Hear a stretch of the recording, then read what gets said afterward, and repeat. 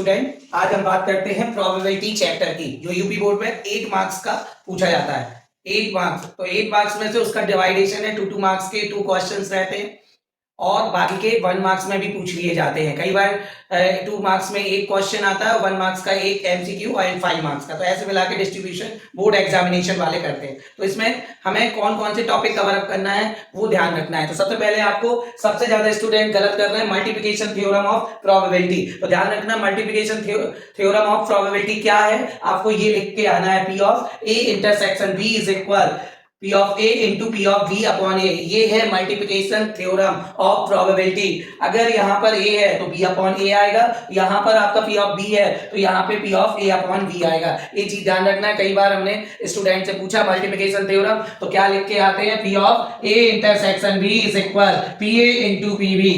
This is wrong theorem, ये wrong है। ये कंडीशन है इंडिपेंडेंट इवेंट की, ध्यान रखना। This condition is belongs to independent event. If A and B are independent then P of A intersection B is equal PA into PB। तो ये condition आपकी इंडिपेंडेंट इवेंट की है और ये जो थ्योरम है आपकी वो मल्टीप्लिकेशन थ्योरम है। नेक्स्ट, कंडीशनल प्रोबेबिलिटी पे बेस्ड एक क्वेश्चन 100% है, आप टिक कर लीजिए इस टॉपिक को, ये जरूर पूछा जाएगा 23 फरवरी 2026 को। कंडीशनल प्रोबेबिलिटी फॉर्मूला क्या है, P of A upon V is equal P of A intersection B upon P of V। ठीक है, इसके थ्योरेटिकल क्वेश्चन आएंगे। यदि वह फिजिक्स में फेल है तो मैथ में फेल होने की क्या प्रोबेबिलिटी है। ऐसे क्वेश्चन जो एक दूसरे पे डिपेंड होते हैं वो कंडीशनल प्रोबेबिलिटी पे बेस्ड होते हैं। ठीक है, तो ध्यान रखना है P of A upon V is equal P of A intersection B upon PV। इसका अपोजिट फॉर्मूला भी होता है P of B upon A। तो आपको याद रखना है P of B upon A क्या होता है, P of A intersection B।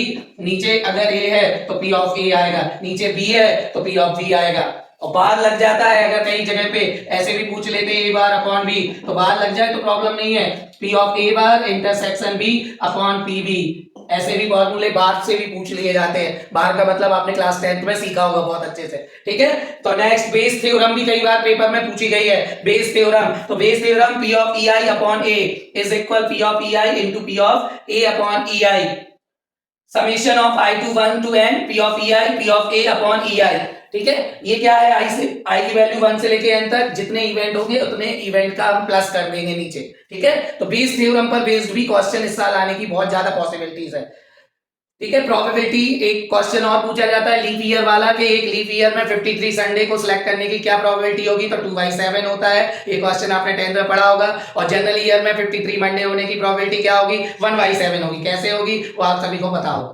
ठीक है, तो इसी टाइप के और इंटरेस्टिंग वीडियो के लिए कांटेक्ट करें, विजिट करें YouTube channel Gyan institute Lalitpur. Thank you.